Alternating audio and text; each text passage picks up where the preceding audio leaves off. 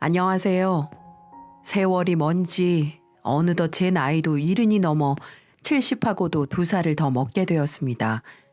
하지만 나이를 먹었다고 해서 다 연륜이 생기고 지혜가 많아지는 건 아닌 것 같습니다.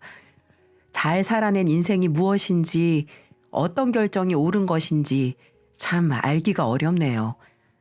저는 제 인생이 참 박복하다는 생각을 많이 하며 살았어요. 일찍이 남편을 잃고 과부가 되면서 일남일녀를 혼자서 키우며 별의별 일을 다 겪었거든요. 과부의 몸으로 여자 혼자 애들 둘을 키운다는 건 아무나 할 수 있는 일은 아니에요. 한창 키울 당시에는 아이들만 보며 살았기 때문에 잘 몰랐는데 이제야 조금의 여유가 생겨 지난 날을 돌이켜보니 참 쉽지 않은 세월을 보냈구나 싶네요. 그리고 그렇게 쉽지 않은 시간을 보내놓고도 현재 또 저는 인생에서 참 쓴 선택을 해야 하는 기로에 놓여 있습니다. 고민이 많이 되고 어떤 것이 과연 옳은 것인가 사연을 함께 듣는 분들의 생각을 듣고 싶어서 글을 적게 되었어요. 저는 늦게서야 남편을 만나 20대 후반이 되어 결혼을 했습니다. 제 또래 중에서는 한참 늦게 시집을 가게 되는 상황이었죠. 그래도 다행히 좋은 남편을 만나 거의 10년 가까이는 행복하게 잘 살았습니다.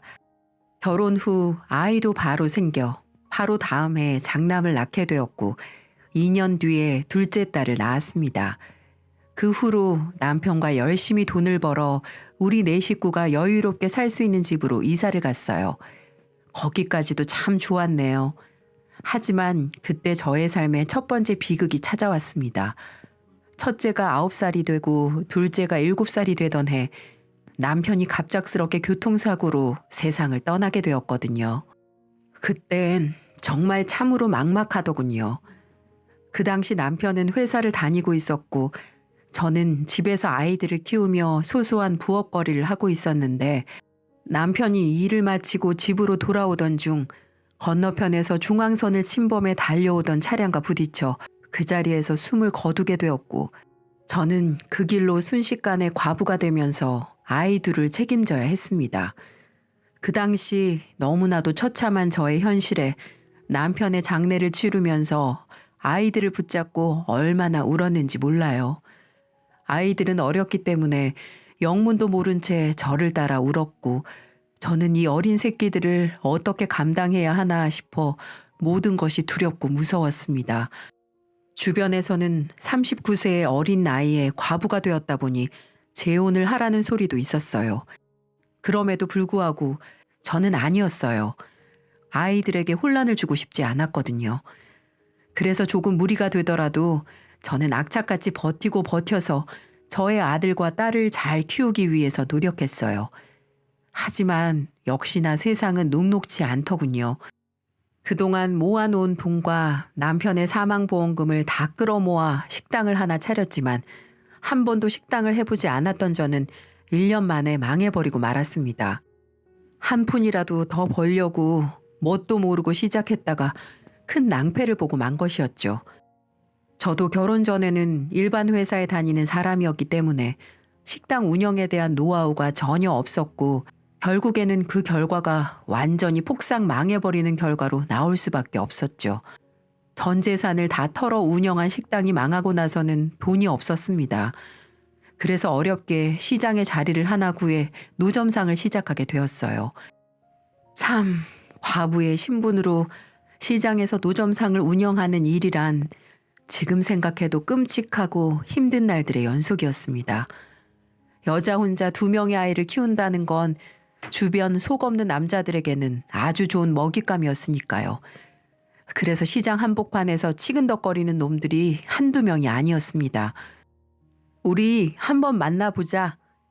순대 10,000원어치 팔아줄 테니까 데이트해주라. 얼굴이 반반한데 5만 원 줄 테니 오늘 한번 즐겨보자. 등등 이런 치욕스러운 말을 들어야 했고 그러다가 거부라도 하는 날에는 와서 깽판을 친다거나 김밥을 제 앞에서 밟아 뭉개버린다거나 오뎅 국물 그 뜨거운 국물을 제 얼굴에 던지기도 하는 인간들도 있었습니다. 30년 전 그때만 생각하면 아직도 잊혀지지가 않네요. 하지만 전 어떻게든 버텨야 했어요. 제게는 저만 바라보는 두 아이가 있었으니까요. 하지만 그때는 너무 외롭더군요. 절 보듬어주고 토닥여주는 사람이 한 명도 없었습니다. 그럴 때마다 먼저 세상을 떠난 남편이 그리워 하루하루 얼마나 울었는지 모릅니다. 하지만 하나 다행이었던 건 우리 아이들은 이런 저의 고생을 잘 알고 너무나 착하게 커주었다는 점이죠. 한 번도 말썽을 부린 적도 없었고 남매가 우애도 깊어 서로 아껴주며 둘이 의지하면서 고생하는 이 어미의 마음을 잘 알아주었거든요. 그래서 저는 어디 가서 우리 애들이 아빠 없다는 소리를 듣지 않도록 철저하게 가정교육을 시키고 공부도 열심히 시켰답니다.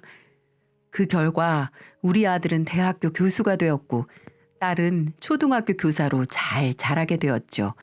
나름 자식 농사를 성공적으로 했다고 할 수 있었습니다.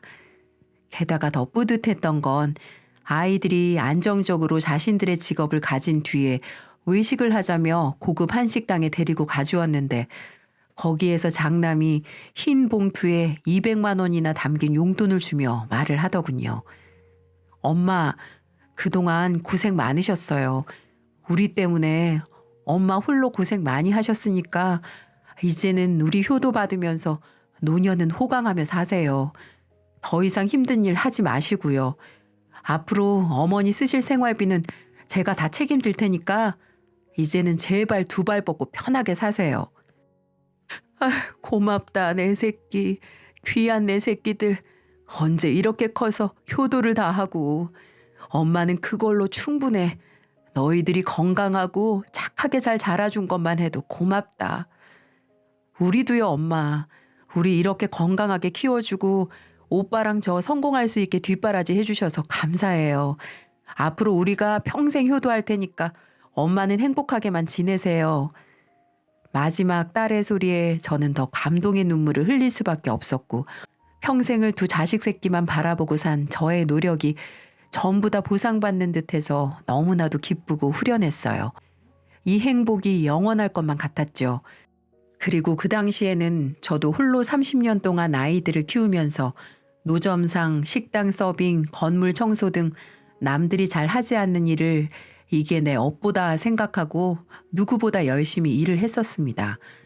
그러다 보니 나중에는 제 명의의 자그마한 땅도 가지고 있었고 4억짜리 아파트도 한 채 갖게 되었어요.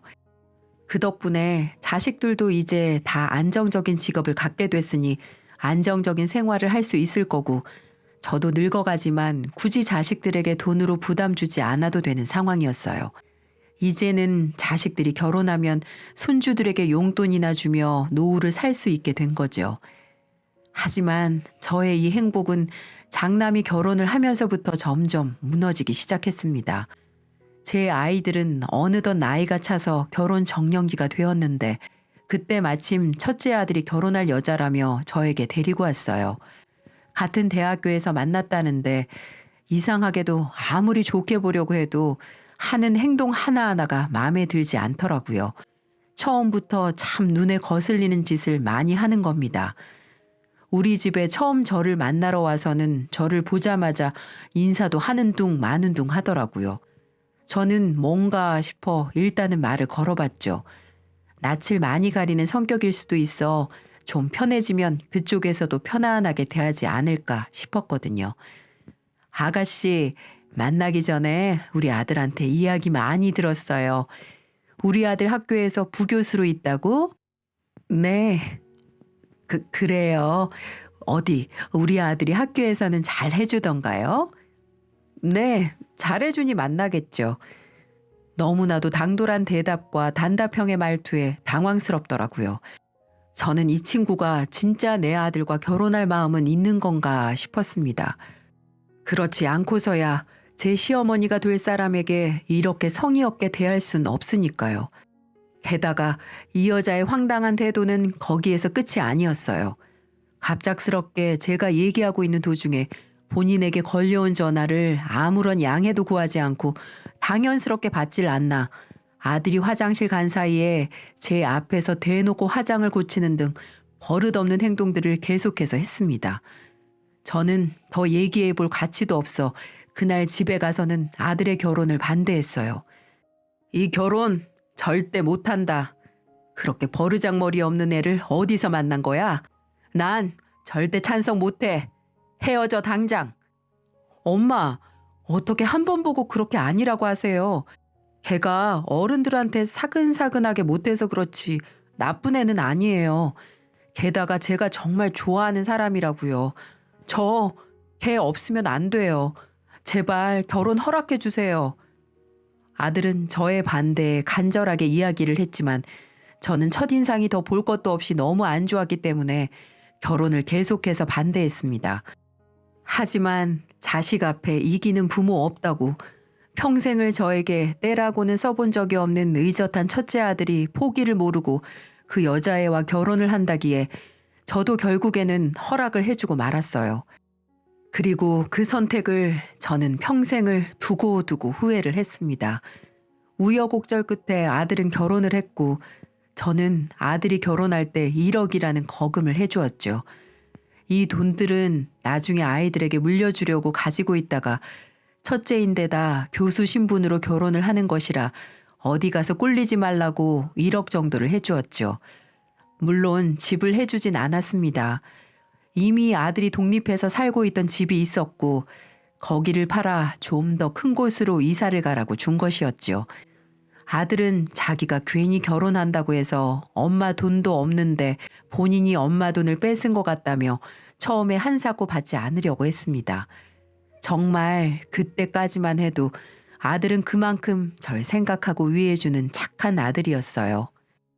엄마, 평생을 힘들게 모으신 돈을 왜 이런 데다 쓰세요? 내 결혼을 내가 알아서 할 테니까 엄마 요양하는 데 쓰세요.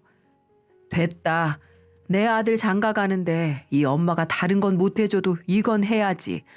이걸로 세아가 서운하지 않게 결혼식 잘 준비해서 해줘.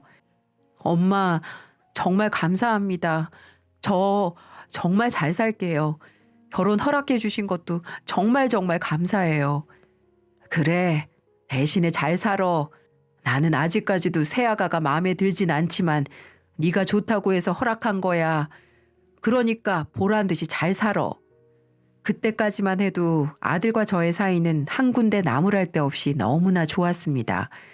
하지만 아들이 본격적으로 결혼을 하게 되면서 우리의 모자 사이는 점점 금이 가기 시작했죠. 결혼 전에는 그래도 주말에라도 본가로 들어와서 밥을 먹고 수시로 안부 전화를 하던 아들이 결혼 후에는 본가에 들르는 것도 거의 하지 않고 그 잘하던 안부 전화도 하지 않았어요. 집에 오는 거야 이제는 제 처가 있으니까 어렵다고 하더라도 안부 전화까지 안 하니 서운한 마음이 들더라고요. 그래서 제가 한 번씩 아들에게 전화를 걸었고 처음에는 잘 받던 아들이 나중에는 점점 짜증을 부리기 시작했어요. 아들, 오늘도 바쁜가 보네. 요즘 퐁 전화가 없어서 말이야. 아이 참 엄마도 그럼 가정도 있고 사회에서 일도 하고 있는 사람이 바쁜 게 당연한 거죠. 왜 이렇게 전화해서 사람 곤란하게 만드세요? 제발 전화 좀 그만하세요. 심심하시면 동생한테나 연락해 보시던가요. 뭐라고? 넌 무슨 말을 그렇게 심하게 하니? 사실이 그렇잖아요. 저 진짜 벅차요. 오늘도 얼른 일 끝내고 집에 들어가 봐야 되니까 이만 끊을게요. 지 할 말만 해버리고 가차없이 전화를 끊어버리는 아들을 보면서 저는 너무나 서운했습니다. 하지만 이해할 수밖에 없었어요. 가정이 있으면 당연히 거기에 신경을 많이 쏟게 될 수밖에 없을 테니까요. 하지만 서운함은 여기에서 그치지 않았습니다. 결혼 후 1년 정도 지나 며느리가 임신을 해 출산을 하게 되었고 저는 눈에 넣어도 안 아플 손자를 보기 위해 아들 집에 간 적이 있었어요. 아들은 그때 대학교에서 일을 하고 있어서 집에는 며느리뿐이었죠. 그렇게 아들 집에 가서 손주를 보자마자 눈물이 바로 나오더라고요. 내 아들이, 내 새끼가 이렇게 아들을 낳았다는 게 믿겨지지가 않았거든요. 그래서 너무 예쁜 나머지 깜빡하고 손을 씻지 않은 채 손자를 만졌는데 며느리가 그걸 보더니 소스라치게 놀라면서 내게 큰 소리를 치는 겁니다. 어머니, 미치셨어요? 어머니 손도 안 씻고 아이를 만지면 어떡해요? 우리 애기 세균에 감염되면 어머님이 책임지실 거예요? 그 더러운 손으로 만져서 잘못되면 책임지실 거냐고요? 아니, 너 무슨 소리를 그렇게 서운하게 하는 거니? 깜빡하고 그럴 수도 있는 거지. 뭘 그런 걸로 시애미한테 윽박을 질러 지르기는? 몰라요. 이래서 어머니 저희가 나중에 오라고 했던 거예요. 모르겠어요. 이제 어머니 저희 집에 찾아오는 거 자제해 주세요. 진짜 얼마나 불편한지 아세요? 어머니 아들 사는 집이라고 해서 아들만 사는 거 아니잖아요. 이 며느리 생각도 해주셔야죠. 그래, 됐다. 나도 나 이렇게 문전박대하는 며느리 보고 싶은 생각 없어. 어쩜 그렇게 괘씸하게 말을 할 수 있는 거냐? 다시는 안 오마. 저도 화도 나고 괘씸한 며느리 태도를 보면서 분한 마음을 감출 수가 없었습니다. 하지만 그 뒤의 태도들이 더욱더 괘씸하더군요. 그날 저는 아들에게 전화를 해서 며느리의 만행에 대해서 이야기를 했더니 글쎄 되려 저에게 들려오는 소리는 더욱더 가관이었습니다. 엄마가 잘못했네요. 그러니까 왜 그렇게 집에 자주 오세요? 애도 집사람이 얼마나 애지중지하게 키우고 있는데 이제 우리가 본가로 갈 때까지는 절대 찾아오지 마세요. 그게 엄마한테도 좋을 것 같아요. 뭐야? 나도 너 애지중지 키웠어도 그따위로는 안 했어. 어디서 그따위로 버릇없게 행동을 하는데도 너는 네 마누라 편만 드는 거냐? 됐다. 다 필요 없어. 너도 다시는 집에 찾아오지도 마라. 알았어요. 그럼 당분간 보지 않는 걸로 해요. 저도 요즘 엄마가 부담스러워서 아내한테 눈치가 얼마나 보이는 줄 몰라요. 서로 안 보는 게 지금은 더 편하겠네요. 뭐라고? 지금 나랑 인연을 끊자는 거냐? 내가 널 그동안 어떻게 키웠는데 왜 며느리 그년이 나하고 왕래도 하지 말고 영 끊으라고 하든? 오냐? 알았다. 잘 알았으니까 다시는 연락하지 말거라. 이 나쁜 놈아. 저는 서운하고 괘씸한 마음에 아들에게도 쏘아붙였습니다. 하지만 정말로 그 둘은 연을 끊을 생각인 건지 그날 이후로 명절이나 제 생일 때도 3년 동안 저희 집에 찾아오지도 않았고 한 번은 제가 아파 병원에 한 달 정도 입원을 했을 때도 전화 한 통을 주질 않는 겁니다. 딸이 아들에게 연락을 했는데도 말이죠. 절 생각해주고 간호해준 건 둘째 딸 뿐이었습니다. 병실에서 천장을 보며 누워있는데 얼마나 서럽게 눈물이 나든지 그때 저는 결심했어요. 아들 그냥 없는 셈 치고 살겠다고요. 그리고는 아무것도 그들에게 해주고 싶지 않아 버린 자식으로 생각을 해버리고는 오로지 둘째 딸만 제 자식으로 치며 지내고 있었어요. 그러다 둘째 딸도 이듬해 결혼을 하게 되었죠. 보니까 사위 될 사람이 착하고 사람 좋아 보이긴 한데 사돈네가 집 형편이 좋지 않아 신혼집을 구하기 힘들 정도로 어렵다는 얘기를 딸에게 조심스럽게 들었습니다. 딸은 사위의 능력을 보지 않고 사람 됨됨이 하나만 보고 믿고 결혼을 한다는 거였어요. 그래도 나름 직장도 다니고 있었고 딸에게 이 남자가 있으면 외롭지 않고 행복하게 살 수 있을 것 같아 결혼을 허락해 주었죠. 그리고 제가 가지고 있던 3억짜리 땅을 팔아 신혼집을 구하는데 보태라고 물론 사위가 착하고 좋다고는 하지만 나중에는 어떻게 될지 모르니 아파트 명의는 딸의 이름으로 하는 조건으로 주게 되었습니다. 그 이야기를 전 아들에게도 흘렸습니다. 문자를 보내서는 딸한테 땅을 팔아 신혼집을 얻어줬고 내가 사는 집도 내가 죽으면 사회에 기부하거나 딸한테 전부 줄 거라고요. 제가 왜 굳이 아들에게 연락을 했는 줄 아시나요?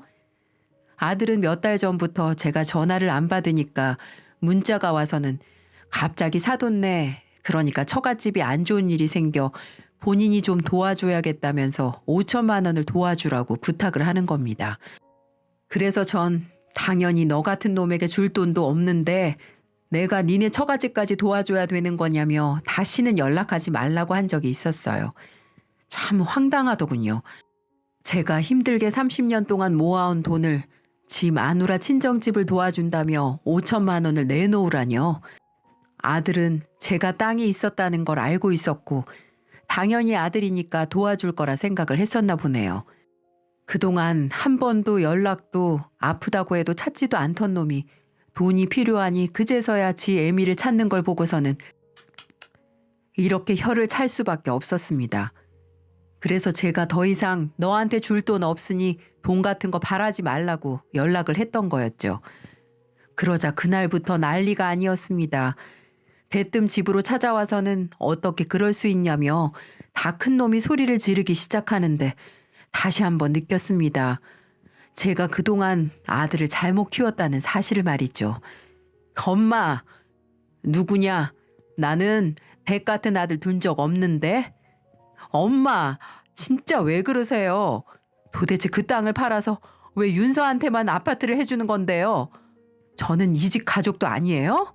나도 아들이잖아요. 그리고 저 결혼할 때 1억밖에 안 해주셨잖아요. 이렇게 차별하는 게 어딨어요? 뭐야? 내 돈 가지고 내 마음대로 주겠다는데 네가 무슨 상관이야?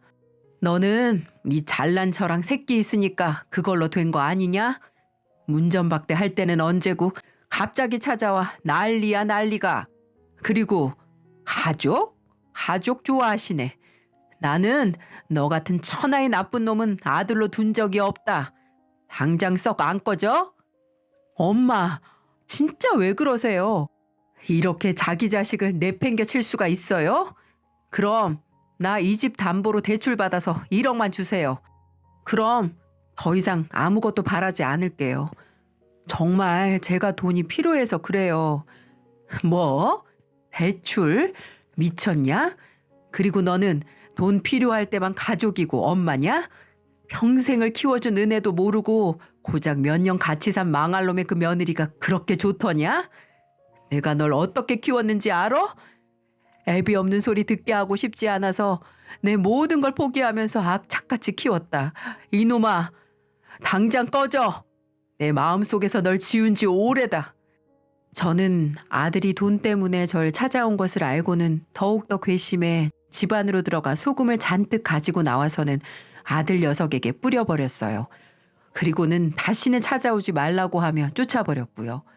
생각하면 생각할수록 아들 녀석이 괘씸했어요. 아들 녀석은 제가 살고 있는 집까지 넘보며 자신에게 재산을 물려달라고 생떼를 부리기 시작하더군요.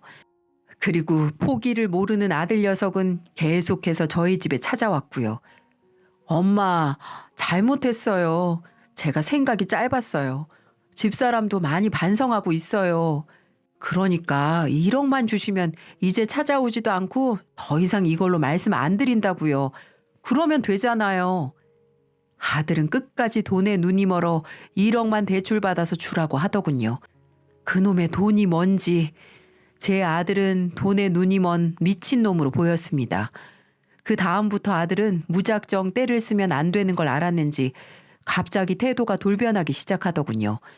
전에 없던 아부를 하기 시작하더니 하루가 멀다 하고 아기를 데리고 집으로 찾아왔습니다.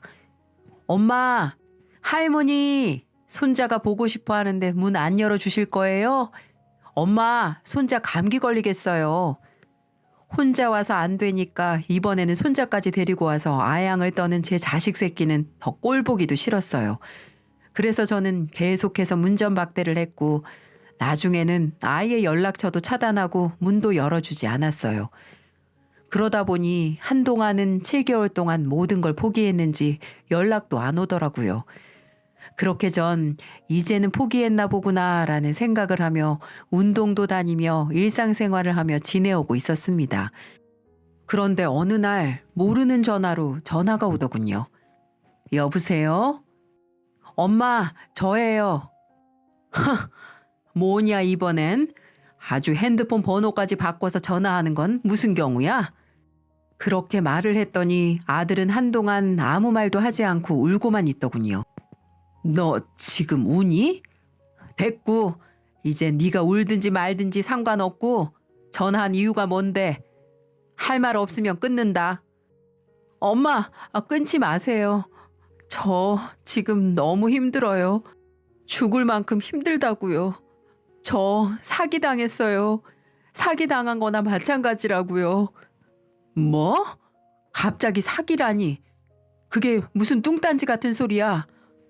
사업하는 처가댁이 힘들어서 아파트 담보로 다 끌어 대출받아 6개월만 쓴다고 해서 도와줬는데 지금은 나 몰라라 하고 있어요.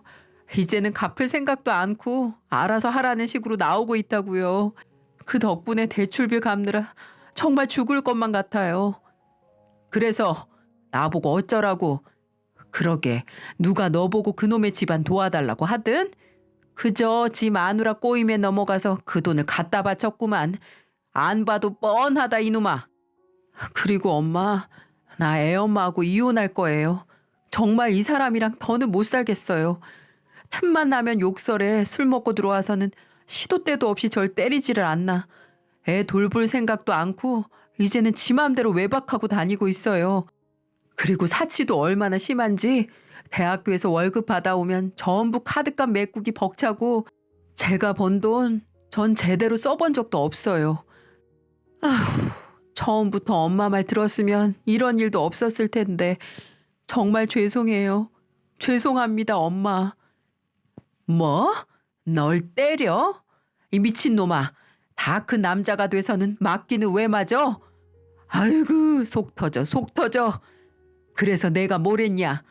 그녀는 보통 년이 아니라고 했잖아. 남자 잡아먹을 상이라고 몇 번을 말했니? 알아요 저도. 그동안 저도 말은 안 했지만 집사람이 성격이 보통 아니었어요. 엄마도 그건 아시잖아요. 툭하면 성질내는 건 기본인데다 아이 낳고는 스트레스가 심한지 걸핏하면 싸움 걸어대고 싸우기라도 하면 온갖 집안 물건은 다 집어 던지는 데다 이제는 절 때리기까지 하더라고요. 나도 참다 안 돼서 날 또 때리려고 하길래 너무 화가 나서 팔을 잡고는 뒤로 밀쳤는데 자길 왜 때리냐면서 바로 경찰을 부르는 거 있죠. 내가 가정폭력범이라면서. 뭐야? 그래서 오늘 경찰서에서 조사받고 왔어요. 경찰도 제가 남자라는 이유로 제 말은 믿어주지도 않고 신고 당사자인 아내만 감싸려고 하더라고요. 그것 때문에 오늘은 경찰들이 집에 가지 말고 오늘 하루만 다른 곳에서 지내다 들어가라고 말해서 지금 모텔에서 혼자 이렇게 있어요. 어디 갈 데도 없고요. 어이구, 속 터진다, 속 터져. 그래서 어떻게 할 건데? 오늘 이혼하자고 말했어요. 그랬더니 이혼할 거면 애새끼도 나보고 키우래요. 혼자 즐기면서 살고 싶다나요? 전 정말 이렇게 사악하고 정신 나간 여자라는 건 정말 몰랐어요. 엄마, 정말 죄송합니다. 이런 여자 때문에 눈이 멀어 엄마에게 함부로 행동하고 아들로서 무례하게 굴었던 거 이렇게 용서를 빌게요. 엄마가 저 안 받아주셔도 좋아요. 그만큼 제가 엄마에게 실망을 안겨드렸으니까 저 이해해요. 하지만 다시 엄마가 절 받아주신다면 다시는 엄마를 실망시켜드리지 않겠습니다. 오직 우리 가족, 제 아들만 바라보며 열심히 살게요. 믿어주세요, 엄마. 그렇게 말을 하고 아들은 마지막까지도 울먹이며 작은 목소리로 전화를 끊었습니다. 그리고 며칠 후 정말 이혼 서류에 도장이 찍힌 사진을 보내왔더라고요. 그걸 보는데 너무 마음이 아팠어요. 그래서 아들에게 전화를 걸어 어디서 생활을 하느냐고 물어보니 지금도 모텔에서 생활을 하고 있고 이번 달 내로 집이 빠지면 이혼이 확정되기 전에 별거를 하기로 했다고 하더군요. 물론 손주도 아들이 데려가는 걸로 했다고 하고요. 정말 아들의 상황이 막막해 보였습니다. 제가 받아주지 않는다면 그 불쌍한 내 새끼 손주는 아들하고 한동안 모텔에서 생활을 해야만 했어요. 며칠을 고민하고 생각을 해도 답이 나오지 않더군요. 분명한 사실은 이번에는 악어의 눈물이 아닌 진심으로 자신을 반성하며 다시 새 인생을 살고 싶다는 모습이 강해 보이긴 했습니다. 그래서 이렇게 제가 사연을 보낸 이유이기도 합니다. 이렇게 고민을 하는 이유는 제가 글솜씨가 부족해서 아들 내외가 제게 했던 처참한 행동들을 자세히 적진 못했지만 제게 했던 행동들은 아마 지나가는 동네 아줌마한테도 하지 않는 행동을 제게 했을 정도였으니까요. 정말 욕만 안 했을 뿐이지 제게 했던 막말, 행동들, 제가 한 달 동안 아파서 그렇게 병원에 입원했을 때도 아무 관심조차 가져주지 않고 나 몰라라 신경 쓰지 않았던 아들, 바로 어제 일처럼 떠오르곤 하거든요. 딸은 그래도 손주를 봐서라도 마지막 한 번만 용서해달라고 하는데 제 마음이 쉽게 열리지 않는 걸 보면 이 노인네가 아들에게 상처를 받았던 게 크게 상처로 남아있던 것 같습니다. 여러분들, 제가 어떻게 하면 좋을까요? 다시 예전의 아들을 사람으로 만들어 그래도 자식이니 보듬어주고 안아줘야 할까요? 아니면 냉정하게 아들을 제 가슴 속에서 지우는 게 나을까요? 여러분의 현명한 의견 주시면 참고해서 결정하도록 하겠습니다. 아무쪼록 오늘따라 날씨가 무척 춥네요. 이렇게 추울 때면 마음이라도 따뜻해야 하는데 하루하루가 가슴 시리고 춥기만 하네요. 여러분들은 저처럼 추운 겨울 맞이하지 마시고 가족분들과 따뜻하고 평화가 가득하시길 바라겠습니다. 감사합니다.